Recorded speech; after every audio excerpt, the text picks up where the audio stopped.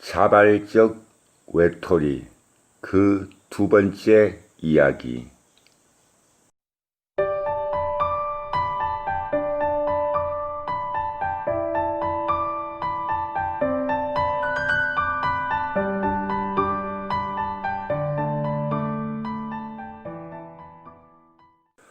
남과의 갈등에서 떨어져 나와 흔히 말하는 왕따가 아닌 그들과 갈등 이전의 관계마저 거부하고자 자발적 외톨이가 되겠다는 생각을 실천에 옮긴 지 꽤 되었다.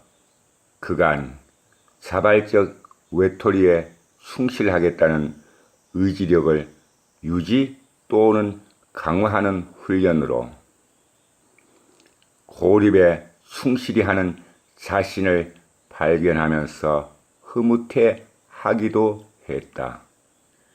게다가 나의 자발적 외톨이 무대를 가능하면 확대하지 않겠다는 생각에 편함보다는 불편함을 스스로 만드는 것에도 게으름을 부리지 않았다.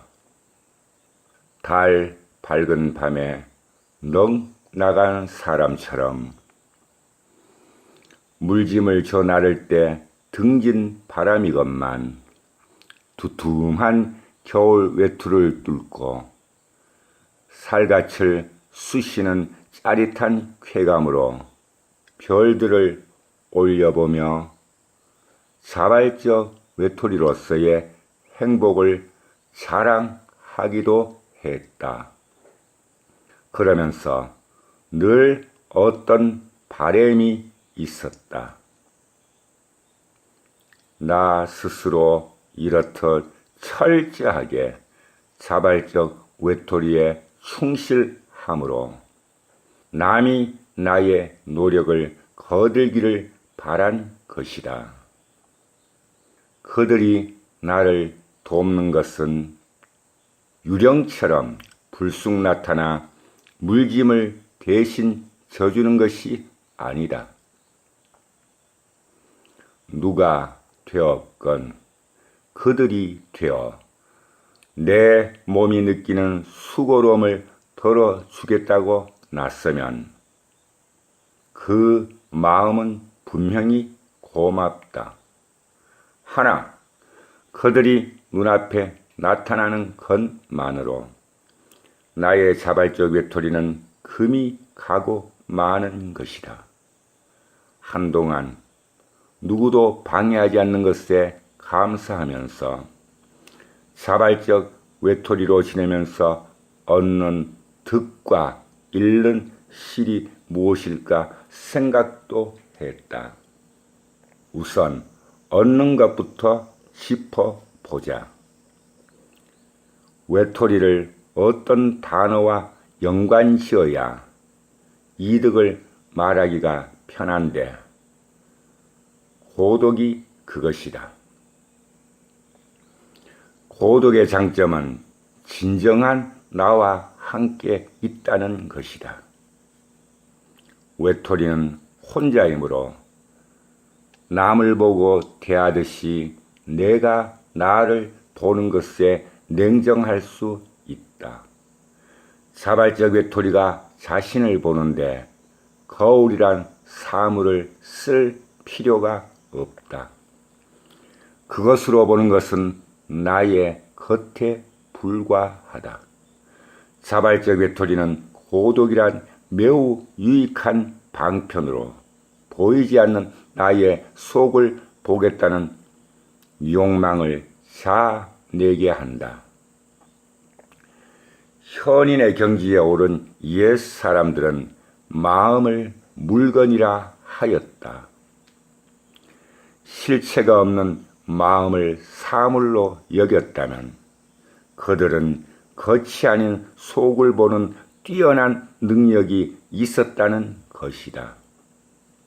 없는 것에서 뭔가 찾고자 하는 것은 결국 처절한 고통을 동반한 고독을 친구로 만들어야 가능한데 이 과정이 내가 자발적 외톨이에 충실한 걸림돌이었고 그것을 극복하는 훈련을 거듭하여 가능성이 보이면서 남의 간섭에서 벗어나 진정한 나와 함께 있을 수 있게 도와준 고독과 거리를 둘 즈음 어느 날이었다. 그날도 나는 자발적 외톨이가 누릴 수 있는 아주 사소한 행복을 맛보고 있었다. 사소하다고 할 수 있는 하나의 예는 해가 지는 쪽으로 벽에 등을 대고 앉아 뭔가 휙 던졌다. 얼굴을 닦는 물티슈가 문 쪽 모서리 바닥에 둔 쓰레기 봉지에 쏙 들어갔다. 야, 성공이다.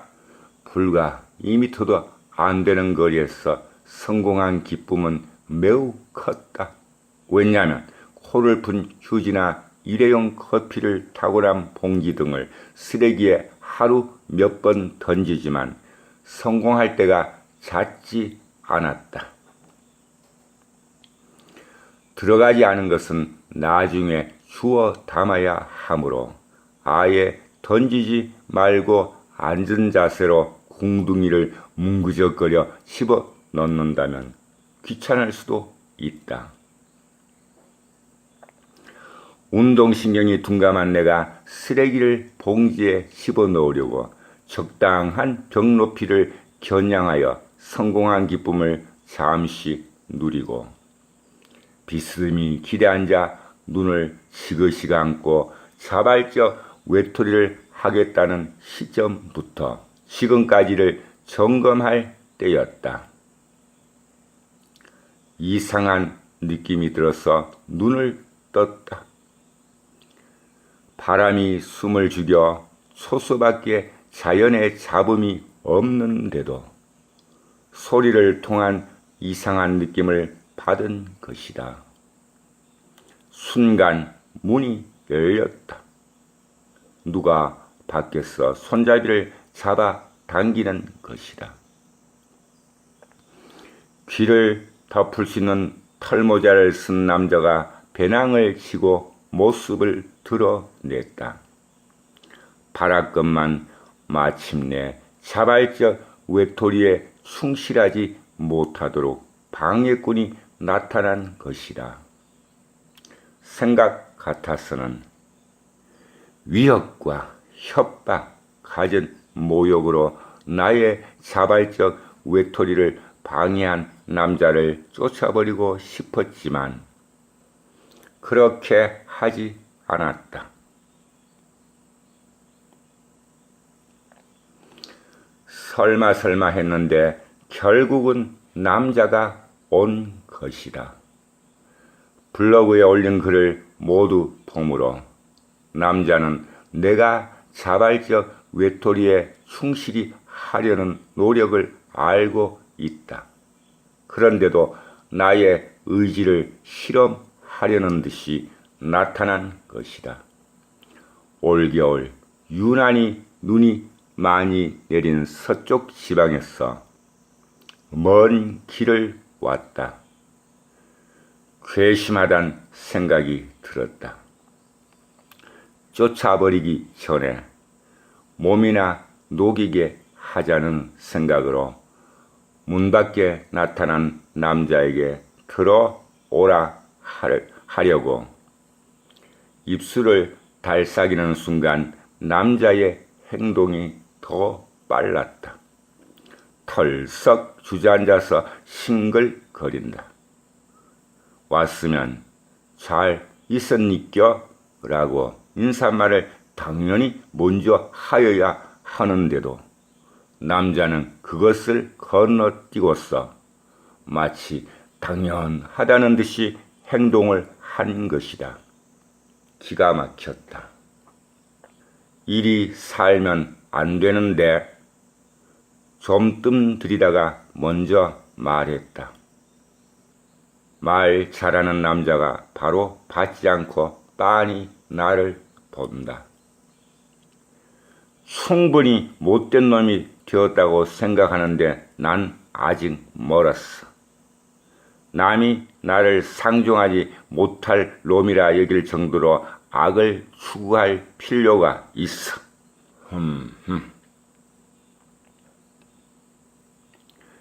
그래도 말 잘하는 남자는 벙어리 신용만 한다. 이렇게 해서 나의 자발적 외톨이에 결함이 생기고 만 것이다. 대체 무슨 생각을 했기에 자발적 외톨이가 지내는 환경을 잘 알면서도 신보딸이 짊어지고 왔는지 어처구니 없다. 반듯하게 혼자 누워도 좁은 공간, 눈곱 씻을 물도 없는 공간에 온 남자를 쫓아버리려고 음악을 쾅쾅 틀어놓고 들어 누웠다. 남자도 옆에 누웠다. 그의 귀에는 귀마개가 착용되었다. 나의 자발적 외톨이 생활을 철저하게 분석했다는 것을 아는 순간 괘씸한 생각이 더했다. 음악에 견딜 작정하고 밤새 남자는 두툼한 귀마개를 끼고 내가 가하는 강도 높은 음악 고문을 당해야 했는데 이마저도 별 효과가 없었다. 노력해도 안 되는 게 있기 마련이란 것을 잘 알지만 자발적 외톨이도 이렇듯 빨리 깨질지 몰랐다.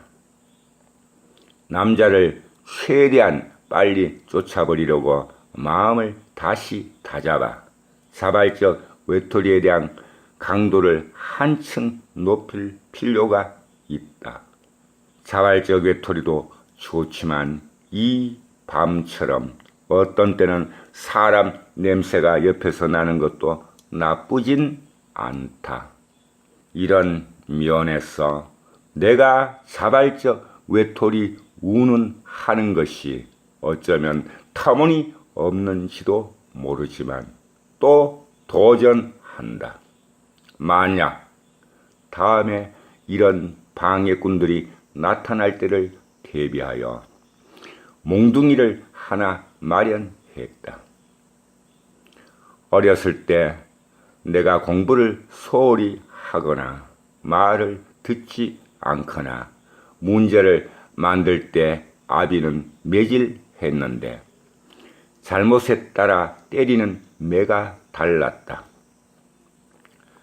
지금 생각하면 아비의 그 정성이 대단했던 것 같다.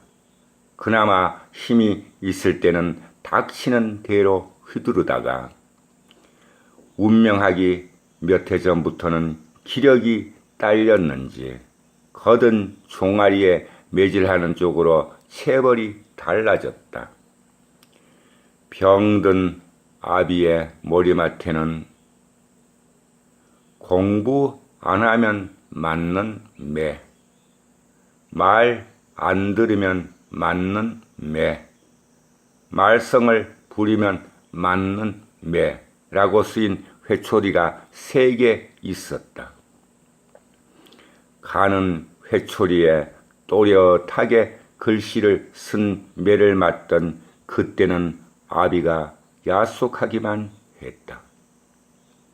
일찍 죽은 아비보다 더 산 내가 이제와 생각하니 그 방법이 나쁘지 않았다는 것을 느끼며 자발적 외톨이를 방해하면 두들겨 팰 몽둥이를 만들었다.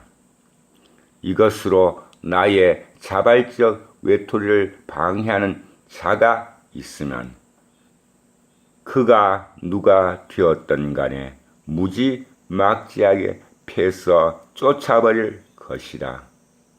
왜냐하면 나의 오만한 결심이 흔들려서는 안 되기 때문이다. 2011년 1월 26일.